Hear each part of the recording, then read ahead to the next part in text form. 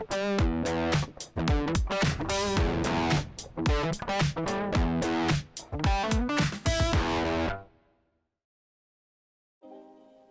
guys, welcome back. Today I'm going to be using my cool blue steel armour technique to paint up the Necron Combat Patrol box, to see how the technique looks over a larger force rather than just a single miniature. All of the models in the Combat Patrol were 3D printed, and for the most part they turned out really nice. And the models included the very cool and unique looking Doomstalker, the 3 Destroyers, 10 Necron Warriors, the Overlord, the Plasmacyte, and the 3 Scarab Swarms as well. And to start things off, I'm going to be building up all of the volumetric highlights on all of the models. And to do that, I'm going to be using a combination of colours, including Citadel Skavenblight Dinge, followed by Army Painter, Night Sky, Runic Cobalt, Augur Blue, and Brain Matter Beige.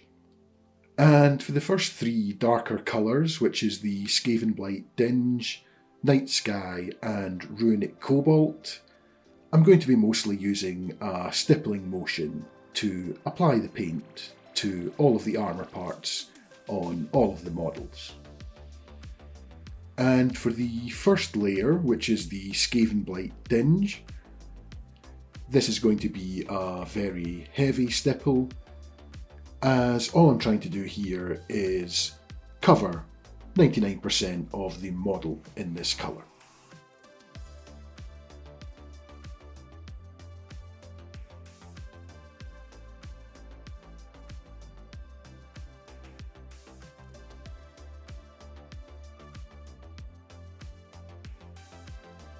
And for the Army Painter Night Sky, I'm pretty much doing exactly the same thing, only with slightly less paint on the brush. The only real difference here will be that I won't be trying to get into all of the deepest of recesses with this colour. I'll just be trying to get a smooth coat over all of the upward facing and easy to reach surfaces.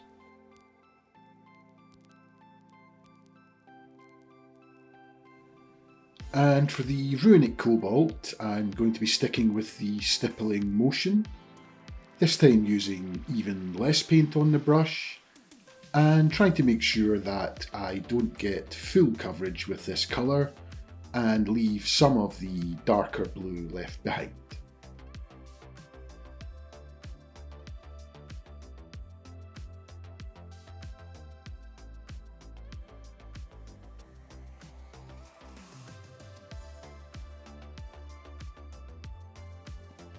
And then for the last 2 brighter colours, I'm going to switch to a dry brushing motion rather than a stippling motion, as I really only want to be applying highlights to all of the edges from this point on. Firstly with the Augur Blue, and with this I'm going to be applying a fairly heavy dry brush to all areas of the model.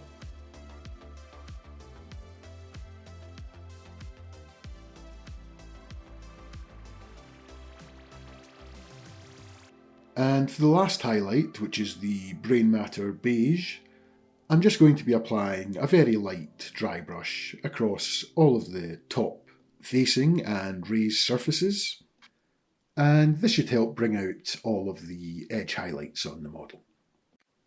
And I'm pretty much going to repeat this exact same process on all of the armour panels on all of the models on the Combat Patrol.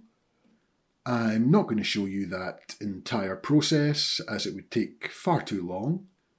However, I will show you how I prepare myself mentally and physically for such a monumental task.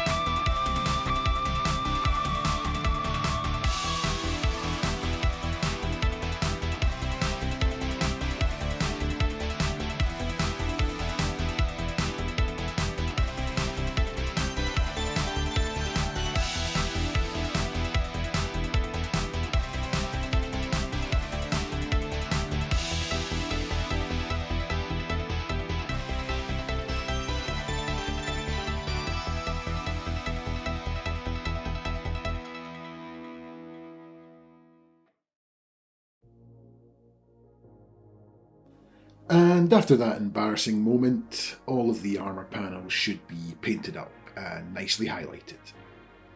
Ready for the next step, which is to black out all of the black areas on the model. And to do that, I'm going to be using Army Painter Matte Black, but any black would do. And I'm just going to be applying this to all of the spines on the backs of all of the models, any of the joints, between the limbs and underneath the armour panels, and all of the weapons and guns as well.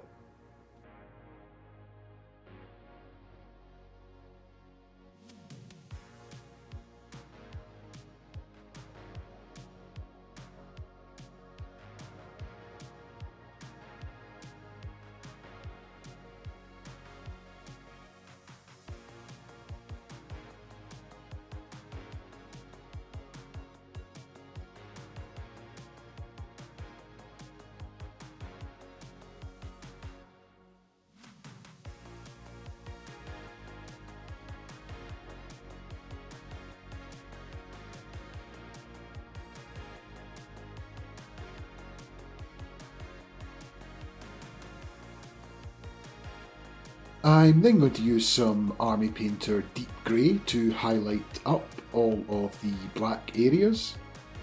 And this will just be a quick highlight and nothing fancy. I'll be using the dry brush when I can on the larger areas like the guns, and on the smaller areas like the joints in between the limbs, I'll just quickly go in with a brush and apply a quick edge highlight.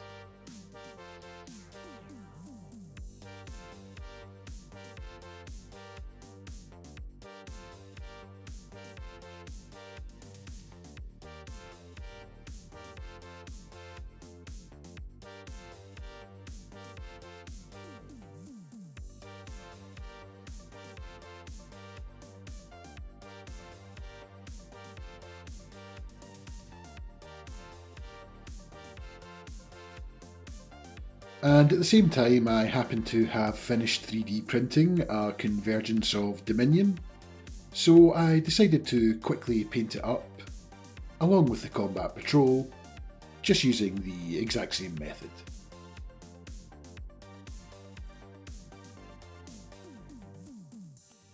Next it was time to apply the shade to the models, and as always for my Necrons I'm going to be using Villainy Inks Ichor of the Damned, and I just use this undiluted with a large brush and apply it to all parts of all of the models in the combat patrol.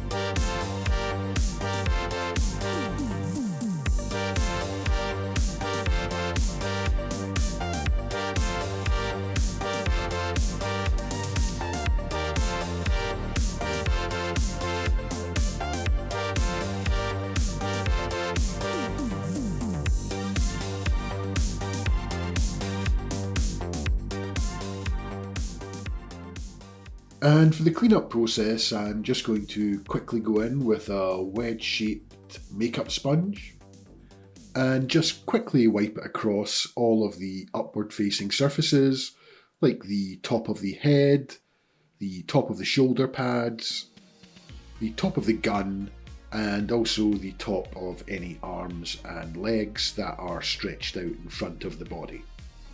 And this is just going to make sure that none of the wash is pooling on any of the top facing surfaces. And for the rest, I'm just going to let it settle on the model naturally.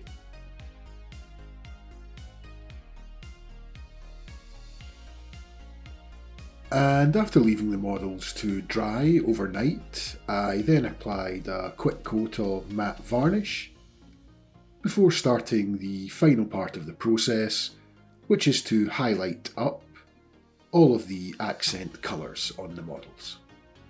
And this is going to include painting in all of the various orbs and also the blades of any of the weapons as well. And I'm firstly going to go in and paint in all of the orbs, and to do that I'm firstly going to be base coating all of these areas with bootstrap brown, and then I'm just going to highlight up all of these areas with the Army Painter orange triad, just covering a smaller and smaller area as I move up the triad colours.